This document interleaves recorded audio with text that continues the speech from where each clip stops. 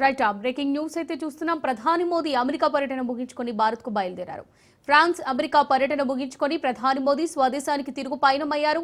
ఈ నెల 10, 11 తేదీల్లో ఫ్రాన్స్, 12, 13 తేదీల్లో అమెరికాలో పర్యటించారు మోదీ.